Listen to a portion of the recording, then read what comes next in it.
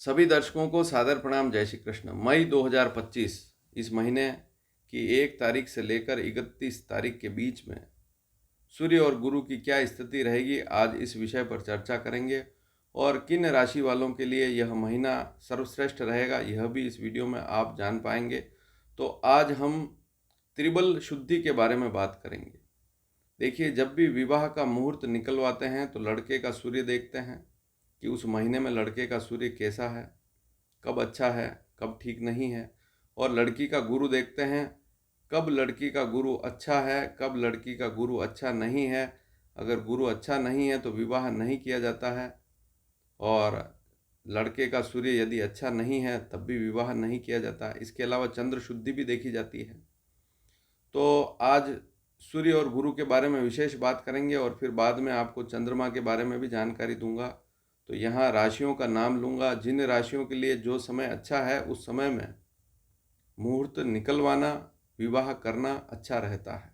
देखिए, सूर्य जो है 1 मई 2025 से लेकर 14 मई 2025 रात्रि 12:12 तक, कहने का तात्पर्य यहाँ 15 तारीख हो जाएगी, लेकिन 14 मई की रात्रि ही कहलाएगी। इस समय में सूर्य जो है वह मेष राशि पर रहेगा 1 मई से लेकर 14 मई की रात्रि 12:12 तक, कहने का तात्पर्य 15 तारीख लग जाएगी।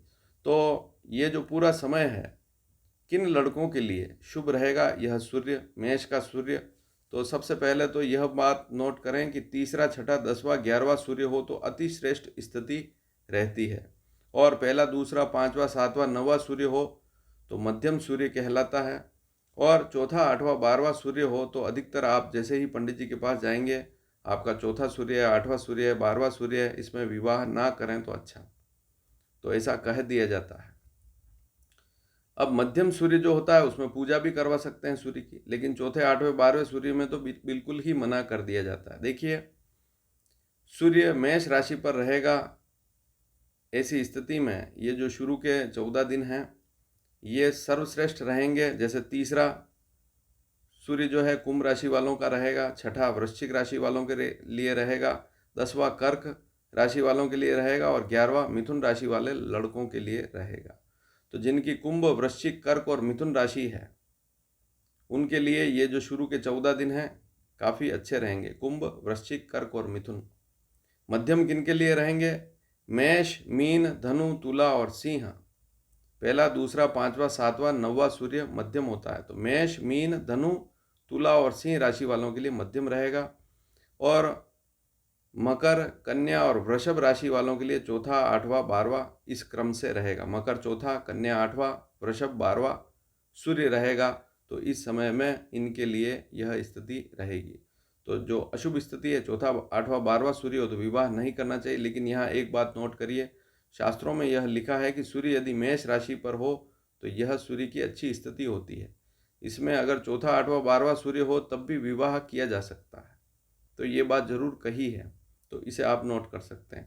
तो मध्यम है और शुभ है, उनके लिए तो कोई दिक्कत वाली बात ही नहीं है। इस बात को आप समझ लीजिए। आजकल उम्र अधिक हो गई तो ऐसी स्थिति में ये दोष विशेष लगते नहीं हैं। फिर भी यदि आप श्रेष्ठ कहना चाहते हैं, श्रेष्ठ देखना चाहते हैं, त्रिबल शुद्धि, श्रेष्ठ सूर्य, तो मैंने आपको 4 राशियों के बारे में ऊपर बता दिया। फिर अगली स्थिति सूर्य की केवल लड़कों के लिए बता रहा हूँ, फिर लड़कियों के बारे में भी बताऊँगा, वहाँ गुरु की शुद्धि देखी जाती है। फिर 15 मई 12:12 AM से लेकर 31 मई पूरा दिन तक सूर्य जो है वृषभ राशि पर गोचर करेगा। ऐसी स्थिति में मीन राशि जिनकी है, जिन लड़कों की, तीसरा सूर्य रहेगा, धनु का छठा, सिंह का 10वां, कर्क का 11वां सूर्य रहेगा। तो त्रिबल शुद्धि यहाँ पर श्रेष्ठ रहेगी इन 4 राशि वालों के लिए, मीन, धनु, सिंह और कर्क राशि वालों के लिए। मध्यम किन के लिए रहेगा? वृषभ, मेष, मकर, वृश्चिक और कन्या राशि वालों के लिए मध्यम रहेगा। पहला, दूसरा, 5वां, 7वां, 9वां सूर्य मध्यम होता है। तो वृषभ, मेष, मकर, वृश्चिक और कन्या राशि वालों के लिए सूर्य मध्यम रहेगा। और कुंभ, तुला, मिथुन राशि वालों के लिए चौथा, 8वां, 12वां रहेगा। तो इसे अशुभ सूर्य कहा गया है। ज्येष्ठ मास पर भी मैंने वीडियो बनाया है, उसको मेरे अलग चैनल प्रकाश नागदा चैनल पर आप देख सकते हैं। तो सूर्य की यह स्थिति पूरे महीने की आपको पता लग गई कि लड़के का सूर्य कब कौन सा रहेगा, अच्छा कौन सा है, मध्यम कौन किस राशि वालों के लिए है।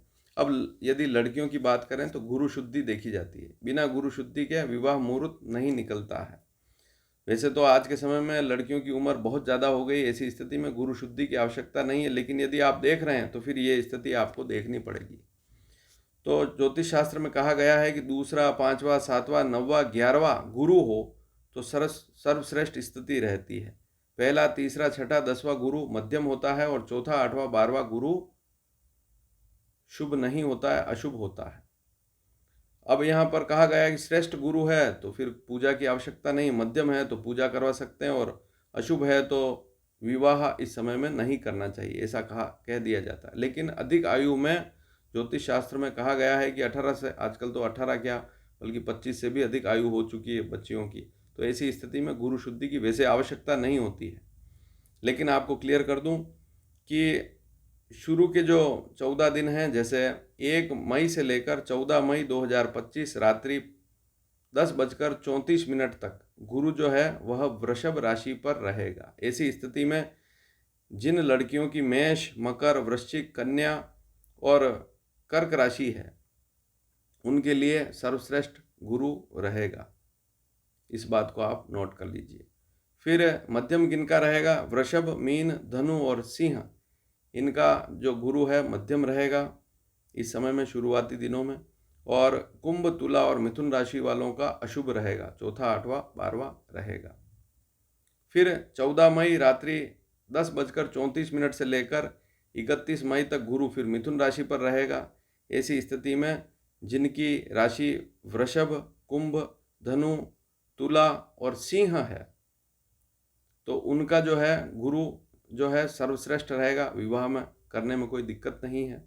और जिनकी मिथुन, मेष, मकर और कन्या राशि है उनका मध्यम रहेगा, वे भी कर सकते हैं। लेकिन जिनकी मीन, वृश्चिक, कर्क राशि है उनके लिए गुरु फिर 14 मई रात्रि 10:34 से 31 मई तक स्थिति ठीक नहीं रहेगी। तो ये 2 स्थितियाँ आपने महीने के 2 हिस्से आपने समझ लिए। अब फिर जिस दिन मुहूर्त है, जिस दिन आप मुहूर्त कर रहे हैं, जिस दिन विवाह कर रहे हैं, वो दिन आपको पता लग गया कि 14 मई के बाद है या पहले है, ये तो आपको पता लग गया। फिर लड़के का सूर्य भी देख लिया, लड़की का गुरु भी देख लिया। फिर चंद्रमा देखना रहा कि जिस दिन आप विवाह कर रहे हैं उस दिन चंद्रमा, एक बात ये आप जरूर नोट कर लीजिए, चंद्र शुद्धि बहुत आवश्यक है। तो चौथा, 8वां, 12वां अगर चंद्रमा है उस दिन, जिस दिन आप मुहूर्त देख रहे हैं, तो फिर वो मुहूर्त उस दिन शुभ नहीं रहेगा। तो चौथा, 8वां, 12वां चंद्रमा जिस दिन हो, मान लीजिए लड़का, वर और वधू दोनों में से एक का भी चंद्रमा चौथा, 8वां, 12वां इनमें से है तो फिर उस दिन विवाह नहीं हो सकता है। तो दोनों का चंद्र जो है शुद्ध होना चाहिए। और इसकी जानकारी मैं मुहूर्त के माध्यम से दे चुका हूँ। आप चाहें तो मुहूर्त प्लेलिस्ट में जाकर 2025 मुहूर्त प्लेलिस्ट में जाकर सारे मुहूर्त देख सकते हैं। मई में कौन से मुहूर्त दिए हैं और किन राशि वालों के लिए कौन सा मुहूर्त सर्वश्रेष्ठ है, वह जानकारी वहाँ पर दे दी है। तो विवाह जब भी करते हैं तो यहाँ पर हर महीने में स्थितियाँ सूर्य की बदलती रहती है। सूर्य की 2 स्थितियाँ बनती है हर महीने में, लेकिन गुरु की स्थिति लगातार 1 वर्ष तक एक जैसी ही रहती है। इस बार मई के महीने में क्योंकि गुरु राशि बदल रहा है तो 2 स्थितियाँ बन रही है, तो उसको आपने जाना। तो ये सारी स्थितियाँ विवाह में देखनी होती है, उसके बाद ही मुहूर्त निकलता है। तो वीडियो पसंद आए तो शेयर जरूर कीजिएगा, और अगर इससे संबंधित कोई प्रश्न है मई के महीने से संबंधित तो आप करेंगे तो जवाब जरूर दिया जाएगा। धन्यवाद। जय श्री कृष्ण।